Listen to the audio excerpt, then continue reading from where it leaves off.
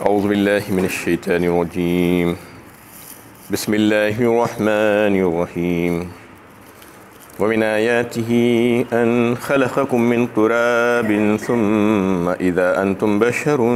تنتشرون۔ اور اس کی قدرت کاملہ کی نشانیوں میں سے ایک یہ بھی ہے کہ اس نے تم کو مٹی سے پیدا کیا، پھر تم انسان بن کر ہمارے ہی فضل سے زمین پر چلتے پھرتے ہو۔ یہ سورہ روم کی 20 نمبر کی آیت ہے۔ یہاں سے پورے ایک رکوع میں اللہ تعالیٰ کے 6 بڑے بڑے مظاہر کو پیش کیا گیا ہے جو آیات قدرت کے عنوان سے بیان کیے گئے ہیں۔ اس میں اللہ تعالیٰ کی قدرت کاملہ اور حکمت بالغہ کو بیان کیا گیا ہے کہ کیسا اللہ تعالیٰ کی قدرت ہے۔ اس کو سب سے پہلے جو آیت میں بات آئی ہے وہ انسان کی پیدائش کے تعلق سے، کہ انسان کو اللہ تعالیٰ نے جس سے بنایا، جو میٹر استعمال کیا، جو مادہ استعمال کیا، وہ مٹی ہے۔ اس کے تعلق سے بتایا گیا ہے کہ انسان کو اللہ تعالیٰ نے اشرف المخلوقات بنایا اور ساری مخلوقات میں سب سے افضل بنایا۔ لیکن دیکھیے کہ اللہ تعالیٰ کی یہ شان ہے کہ ایسی مخلوق جس کو سب سے افضل بنایا گیا، لیکن اس کا میٹر، جو مادہ جو استعمال کیا گیا، سب سے ادنا۔ دنیا کے جو 4 عناصر ہیں، مٹی، پانی، ہوا اور آگ، اس میں سے اگر آپ دیکھیں تو وہ سب کے سب بے حس و حرکت ہیں، جس میں شعور نہیں ہے اور کوئی ادراک نہیں ہے۔ لیکن سب سے زیادہ اگر وہ چاروں میں بھی اگر دیکھیں تو مٹی تو سب سے زیادہ ادنا ہے، اس وجہ سے کہ مٹی کو اگر آپ کہیں پر ڈالیں تو وہیں پر رہ جاتی ہے، لیکن آگ ہے تو آگ میں رفعت ہے، بلندی ہے، جل کر اوپر اٹھتی ہے۔ پانی ہے، پانی کو کہیں پہ ڈالیے بہہ جاتا ہے۔ ہوائیں ہیں، ہوائیں ایک جگہ سے دوسری جگہ اڑا کر پھرتی ہے لوگوں کو، چیزوں کو۔ تو اس طریقے سے مٹی سب سے ادنا عنصر ہے اس میں کا۔ وہ ادنا عنصر کو اللہ تعالیٰ نے انسان کی تخلیق کے لیے استعمال کیا، کیونکہ دنیا میں اگر آپ دیکھتے ہیں تو دنیا میں کوئی اگر چیز قیمتی اور ویلیبل کہلاتی ہے تو پھر اس میں استعمال ہونے والی چیزیں بہت قیمتی ہوتی ہیں۔ جیسا کہ جویلری جو ہوتی ہے تو اس میں ہیرے جواہرات اور سونے چاندی کا استعمال ہوتا ہے تو وہ قیمتی کہلاتی ہے، ویلیبل کہلاتی ہے۔ لیکن اللہ تعالیٰ نے ایسا نہیں کہا، ایسا نہیں کیا کہ انسان کو یہ بتانا مقصود تھا کہ تمہاری حیثیت کچھ بھی نہیں ہے، تم کو ہم نے سب سے کم ترین چیز سے پیدا کیا ہے، جو دنیا کی سب سے کم ترین چیز ہے، مٹی۔ اور مٹی کو جو ہے ایسا ہے کہ وہ سارے عنصر میں بھی جو ہے وہ سب سے کم ہے، تو اس کو استعمال کر کے اللہ تعالیٰ نے ایک جیتا جاگتا انسان شعور اور ادراک دے کر پیدا کر دیا، اور پھر اس سے دنیا میں نسلوں کا سلسلہ جاری کر دیا۔ تو یہ اللہ کی شان ہے، اللہ تعالیٰ اس میں بتانا چاہ رہے ہیں کہ ہم نے اس کو جو ہے مٹی سے پیدا کیا۔ اور مٹی سے پیدا کرنے کا مطلب کیا ہے کہ حضرت آدم علیہ السلام کی پیدائش کی طرف اگر آپ غور کریں تو پتہ چلے کہ آدم علیہ السلام کو اللہ تعالیٰ نے مٹی سے پیدا کیا تھا۔ اور پھر جو ہے ویسے ابن آدم جو بھی ہے تو وہ ان کی بنیاد مٹی ہی ہوتی ہے، لیکن عام انسان کی پیدائش کے سلسلے میں اللہ تعالیٰ نے توالد و تناسل کا جو سلسلے کے ذریعے سے جو نطفے کو جو استعمال کیا ہے، جو اس سے ذریعے سے جو ہے اس کی نسل کو چلایا ہے، تو اگر اس میں بھی جو ہے مرکب کو اس کا دیکھا جائے تو اس میں مٹی کا مرکب، مٹی کے اجزاء ہی زیادہ ملیں گے آپ کو۔ اس لیے اللہ تعالیٰ نے سورہ الف لام میم سجدہ میں اس کا تذکرہ کیا کہ انسان کی نسل کو ہم نے نطفے سے چلایا۔ وَبَدَأَ خَلْقَ الْإِنسَانِ مِنْ طِينٍ ثُمَّ جَعَلَ نَسْلَهُ مِنْ سُلَالَةٍ مِّن مَّاءٍ مَّهِينٍ، یعنی انسان کی پیدائش ہم نے جو کی ہے وہ اس کی جو شروعات کی ہے اس کو مٹی سے شروعات کی ہے۔ آدم علیہ السلام کی شروعات مٹی سے کی۔ وَبَدَأَ خَلْقَ الْإِنسَانِ مِنْ طِينٍ ثُمَّ جَعَلَ نَسْلَهُ مِنْ سُلَالَةٍ مِّن مَّاءٍ مَّهِينٍ، اور پھر اس کی نسل کو ہم نے ایک بے وقت پانی کے نچوڑ سے چلایا۔ یہ کہہ رہے ہیں اللہ تعالیٰ، ایک بے وقت پانی کے نچوڑ سے جو ہے اس کو چلا دیا۔ اور پھر اگر آپ نطفے کی طرف غور کریں تو آپ کو پتہ چلے گا جو انسان کو بنانے کے لیے اللہ تعالیٰ نے نطفے کو استعمال کیا ہے، تو نطفہ کس چیز سے بنتا ہے؟ نطفہ خون سے بنتا ہے، اور خون غذاؤں سے بنتا ہے، اور غذائیں مٹی سے نکلتی ہے، زمین سے نکلتی ہے، چاہے وہ کوئی غذا کیوں نہ ہو، چاہے وہ اجناس ہو، گرینز ہو، چاہے فروٹس ہو، ویجیٹیبلز ہو، یا جو ہے مویشیوں سے حاصل ہونے والی کوئی بھی چیز ہو، گوشت یا دودھ یا ملک پروڈکٹ، یہ سب کے سب زمین ہی سے نکلتے ہیں، مٹی سے نکلتے ہیں۔ وہ مٹی ہی ہے، دراصل مٹی کی مختلف شکلیں ہیں جو انسان کھاتا ہے، جس کو اللہ تعالیٰ تعالیٰ نے اس کی غذا کے طور پر بنا دیا ہے۔ تو اگر اس کی طرف بھی دیں گے تو یہ پتہ چل سکتا ہے کہ یہ بھی جو ہے مٹی ہی ہے جو انسان کھا رہا ہے، اور مٹی ہی سے اس کی پیدائش ہو رہی ہے۔ تو اس طریقے سے اللہ تعالیٰ نے یہ جتلا دیا کہ دیکھو ہم نے تم کو جس مادے سے بنایا ہے وہ انتہائی حقیر مادہ ہے، اس لیے زیادہ تکبر کرنے کی ضرورت نہیں ہے، تم کو ہم نے اشرف بنایا ہے۔ اور یہی وجہ تھی کہ مٹی سے بنانے کی وجہ سے ابلیس کو جو ہے یہ گھمنڈ ہو گیا تھا، اور جو ہے اس کی گمراہی کا سبب بھی یہی بنا۔ قال ما منعت الا تسجد اذ امرتک قال انا خیر منہ خلقتنی من نار وخلقتہ من طین۔ اس سے جو ہے جب اللہ تعالیٰ نے پوچھا کہ تجھے کس چیز نے منع کیا ہے سجدہ کرنے سے آدم کو، جبکہ میں نے تجھے حکم کیا، تو اللہ تعالیٰ کو جواب دیتا ہے، تکبر کرتا ہے اور یہ کہتا ہے کہ اس وجہ سے اے اللہ کہ آپ نے مجھے آگ سے بنایا اور اس کو مٹی سے بنایا، آگ جو ہے زیادہ بہتر ہے اور میں زیادہ اشرف ہوں، میں زیادہ یعنی افضل ہوں، اس کے مقابلے میں یہ کہہ رہا ہے۔ تکبر اس میں آ گیا تھا۔ وہ اس بات کو سمجھنے سے قاصر تھا کہ جسے اللہ تعالیٰ چاہتے ہیں، جسے خالق کائنات چاہتے ہیں، اسے جو ہے شرف بخشتے ہیں، اسے عزت بخش سکتے ہیں، چاہے وہ چھوٹی چیز کیوں نہ ہو۔ اس کو یہ بات سمجھ میں نہیں آئی تھی، تو اس کی وجہ سے وہ گمراہ ہوا، گمراہی کا سبب اسی وجہ سے بنا۔ وَمِنْ آيَاتِهِ أَنْ خَلَقَ لَكُم مِّنْ أَنفُسِكُمْ أَزْوَاجًا لِتَسْكُنُوا إِلَيْهَا وَجَعَلَ بَيْنَكُم مَّوَدَّةً وَرَحْمَةً إِنَّ فِي ذَلِكَ لَآيَاتٍ لِقَوْمٍ يَتَفَكَّرُونَ۔ اور اس کی نشانیوں میں سے یہ بھی ہے کہ اس نے تمہارے لیے تمہارے ہی جنس کی بیویاں بنائی تاکہ تم ان سے سکون و آرام حاصل کر سکو، اور تم میں باہم انس و محبت اور ہمدردی پیدا کی۔ اس میں ان لوگوں کے لیے جو غور و فکر سے کام لیتے ہیں اللہ تعالیٰ کے کامل القدرت ہونے کی نشانیاں ہیں۔ اور یہ دوسری نشانی ایک بہت بڑی نشانی ہے جس کو آپ نکاح کے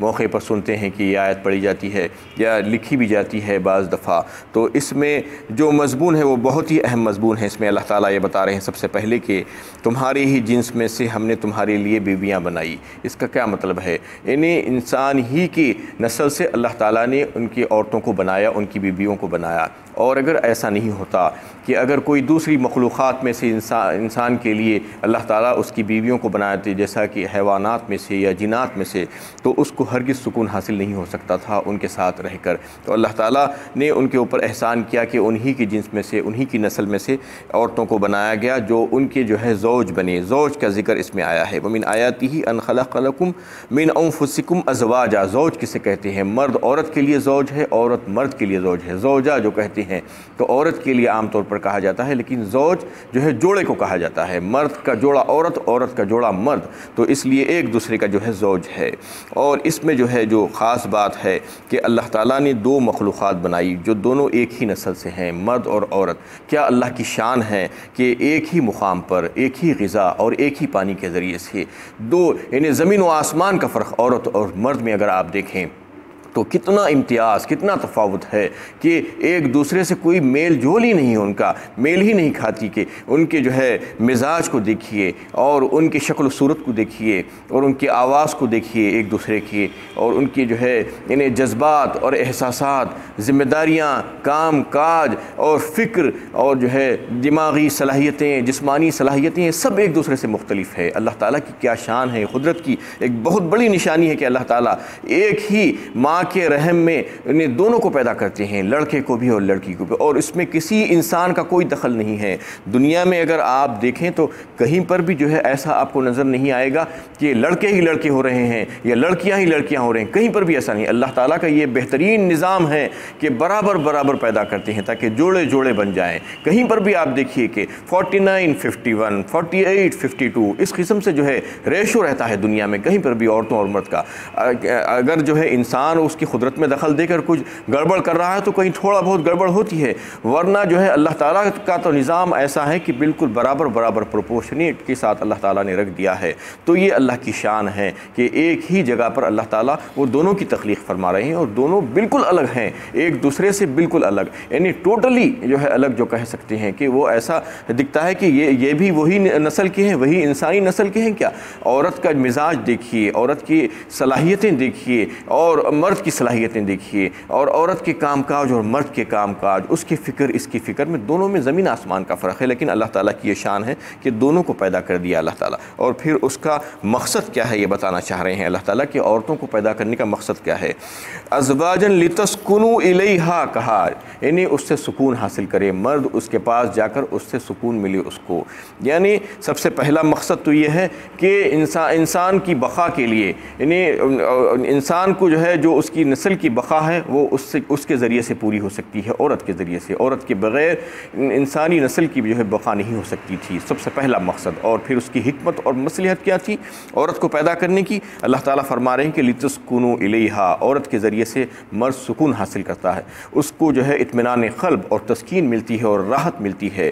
اور جس گھرانے میں مرد اور عورت اور زوجہ جو ہے ایک دوسرے کے لیے تسکین کا سبب بنتے ہیں تو وہ اس کے جو ہے پیدا کرنے کے مقصد میں کامیاب ہیں۔ اور اگر ایسا نہیں ہے، اس کے خلاف ہے، اگر کوئی اس کے تسکین کا ذریعہ نہیں بن رہے ہیں تو پھر اس کے پیدا کرنے کا جو مقصد تھا اس میں ناکام اور نامراد ہو گئے ہیں۔ اور جو ہے پیدا کرنے کا جو مقصد ہے اس کو وہ کیسے حاصل ہو سکتا ہے؟ وہ حاصل ہونے کا طریقہ یہ ہے کہ اللہ تعالیٰ نے جو شرعی طریقہ جو نکاح مقرر کیا ہے اس کے ذریعے سے جو ہے ازدواج میں باندھ دیا جائیں ایک عورت اور ایک مرد کو، اور جو ہے من مانی طریقے سے نہیں، یعنی غیر ایسے طریقے سے جو حرام ہیں اور ایسے امور جو ناجائز ہیں اس کو اگر استعمال کرتے ہوئے اگر جو ہے زوج کو باندھا جائے گا اور اللہ تعالیٰ کے مقرر کردہ جو طریقے ہیں اس کو چھوڑ دیا جائے گا تو جو ہے جیسے جانور اپنی خواہش پوری کرتے ہیں ویسے ہی انسان بھی اپنی خواہش پوری کرنے والا بن جائے گا، اور اس کو ہرگز کبھی بھی سکون حاصل نہیں ہو سکتا۔ تو اس کا سب سے پہلا طریقہ یہ ہے کہ اللہ تعالیٰ کے مقرر کردہ جو طریقہ ہے، جو شرعی نکاح کا طریقہ، وہ نکاح کے طریقے سے اگر کوئی ایک دوسرے سے یعنی ملاپ کرے گا، ملے گا اور زوجہ بنے گا تو پھر جو ہے اس کے لیے تسکین کا سبب بن سکتا ہے وہ۔ اور دوسری اس کا جو ہے طریقہ یہ ہے تسکین حاصل کرنے کا ایک دوسرے سے میاں اور بیوی کا، کہ انسان جو نکاح کرتا ہے، جو شادی کرتا ہے، تو اس کو جو ہے وہ جو مقدس رشتہ اللہ تعالیٰ نے مقرر بنایا ہے اس کو، اس کی تقدیس کو جو ہے ختم نہ کرے، اس کے تقدس کو، یعنی اس کو بزنس بنا کر اور اس کو کمرشیل انداز میں جو ہے اپنا کر، اور اس میں جو ہے مختلف ایسے طریقے جو ناجائز ہیں اس کو استعمال کر کے، جیسا لڑکی والوں کے اوپر بیجا بوجھ ڈالا جا رہا ہے، ان سے مختلف قسم کے مطالبات کیے جاتے ہیں، اور جہیز کا مطالبہ، مال کا مطالبہ، ضیافتوں کا مطالبہ، رسومات، اور پھر شادی بیاہ کے موقع پر جو جس قسم کے غیر شرعی کام ہوتے ہیں، انہیں باجا گاجا، ناچ گانا اور آتش بازی، ویڈیوگرافی، فوٹوگرافی، اس قسم کی جو بھی چیزیں ہوتی ہیں اس کی وجہ سے اس کے تقدس پامال ہوتا ہے، اور اللہ تعالیٰ کی طرف سے جو برکتیں اس رشتے میں آنے والی ہوتی ہیں وہ برکتیں ختم کر دی جاتی ہیں۔ جب آپ اللہ اور اس کے رسول کو ناراض کریں گے اس رشتے کے شروعات کے موقع پر تو پھر اللہ تعالیٰ کی برکت اس میں نہیں رہے گی، یہ سمجھ لینا چاہیے۔ اور اس کے ذریعے سے جو سکون اور تسکین ملنے والی تھی، جو راحت ملنے والی تھی، وہ راحت اللہ تعالیٰ ختم کر دیتے ہیں۔ یہی وجہ ہے کہ آج جو ہے شادیاں تو ہو رہی ہیں لیکن اختلافات مسلسل بڑھتے جا رہے ہیں، کوئی ایک دوسرے کو جو ہے سمجھ نہیں پا رہا ہے، ایک دوسرے کا حق ادا نہیں کر سک رہا ہے، اور جو ہے یہی وجہ ہے کہ آج عورتوں کی کمائی مرد جو ہے کھانا چاہتے ہیں۔ یہی اس کی وجہ یہ بھی ہے کہ تسکین حاصل نہیں ہو رہی ہے، عورتوں کو جو ہے نوکریوں پر لگا دیا گیا ہے، ان کے ذریعے سے جو ہے کمائی لا کر جو ہے کھانا چاہتے ہیں۔ یہ تمام امور ایسے ہیں جو ناجائز ہیں، اگر ان سے جو ہے اپنے آپ کو بچایا جائے تو پھر یقیناً اس میں خیر و برکت ہوگی اللہ تعالیٰ کی طرف سے، اور اللہ تعالیٰ اس رشتے میں جو ہے تسکین دے دیں گے اور سکون کا باعث بنا دیں گے اسی سے، اس عورت سے، اور پھر اس کے ذریعے سے جو ہے نسلیں بڑھیں گی، وہ صالح معاشرے کی بنیاد اس سے پڑ جائے گی۔ اور اس میں جو ہے اور ایک بات جو بتائی گئی ہے وَجَعَلَ بَيْنَكُمْ مَوَدَّةً وَرَحْمَةً، ایک تو تسکین کا سبب ہے، اور پھر اللہ تعالیٰ نے باہم انس اور محبت اور ہمدردی ان دونوں کے درمیان پیدا فرما دی ہے۔ یہ دونوں کے رشتے ایسے ہیں کہ اس میں سب سے پہلے تو حقوق کا ایک دوسرے کو خیال کرنا چاہیے، طرفین کو، یعنی ایک دوسرے کے حقوق کو سمجھ کر اس کو ادا کرنے کی کوشش کرنا چاہیے۔ اور پھر اللہ تعالیٰ نے جو ہے جو دوسرے حقوق کے سلسلے میں جو قوانین بنائے اور جو ہے جو ہدایتیں نازل کی ہیں، اس رشتے کے سلسلے میں ویسے نہیں کیا گیا ہے، کیونکہ دوسرے حقوق تو جو ہے ایسے ہی قانون بنا کر دلا دیے جا سکتے تھے، لیکن جو رشتہ جو ہے ازدواج کا ہوتا ہے، میاں بیوی کا جو رشتہ ہے، اسے کوئی قانون پابند نہیں کر سکتا،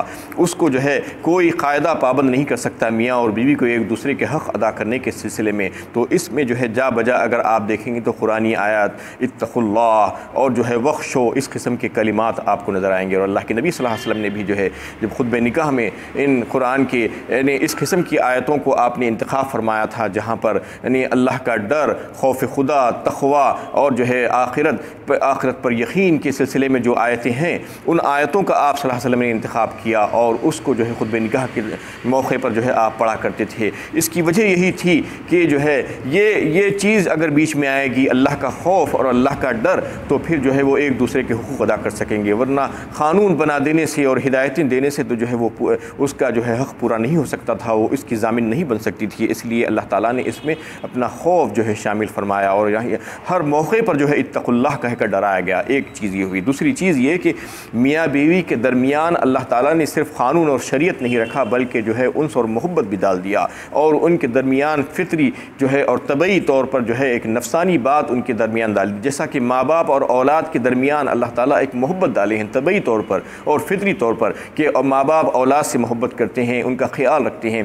ویسے ہی اولاد ماں باپ کا لحاظ کرتی ہے، ان کے ساتھ ہمدردی کا مظاہرہ کرتی ہے۔ یہ کیا بات ہے؟ یہ اللہ تعالیٰ کی طرف سے اللہ تعالیٰ نے ان میں محبت ڈالی ہے۔ ایسے ہی ایک عورت اور ایک مرد کے بیچ میں جو رشتہ قائم ہوتا ہے تو اس میں بھی اللہ تعالیٰ جو ہے وجعل بینکم مودۃ ورحمہ کہا، دو باتیں اللہ تعالیٰ ڈال دیتے ہیں۔ مودہ کہتے ہیں محبت اور الفت کو، جو جوانی میں جو ہے ایک دوسرے سے محبت کرنے پر مجبور ہوتے ہیں اور خواہشات انسان کی جو ہے اس پر مجبور کرتی ہیں تو محبت کرتے ہیں۔ اس کے بعد ورحمہ کا لفظ آیا۔ رحمہ کا مطلب یہ ہے کہ جب بوڑھے ہو جاتے ہیں، ضعیف ہو جاتے ہیں تو خواہشات دبنے لگتی ہیں، کمزور ہوتی ہے، تو رحمت کا مادہ جو ہے اس میں آ جاتا ہے۔ ایک دوسرے کا لحاظ اور ہمدردی اور غم گساری یہ کر کے جو ہے زندگی گزارتے ہیں۔ یہ اللہ تعالیٰ کی طرف سے ہے، یہ اللہ تعالیٰ نے جو ہے ان دونوں انسانوں کے درمیان ڈال دی ہے۔ یعنی ایک تو اللہ کا ڈر دلایا گیا ہے اس کے حقوق دلانے کے سلسلے میں، اور پھر مودہ اور رحمہ اللہ تعالیٰ کی طرف سے جو ہے اس رشتے میں ڈال دیا جاتا ہے جو اللہ کا لحاظ کرتے ہوئے رشتے کو قائم کرتے ہیں، اور جو شرعی حدود کو جو ہے اپنے سامنے رکھتے ہیں، اس کو پامال نہیں کرتے، تو پھر اللہ تعالیٰ اس رشتے میں جو ہے سکون ڈالتے ہیں، محبت ڈالتے ہیں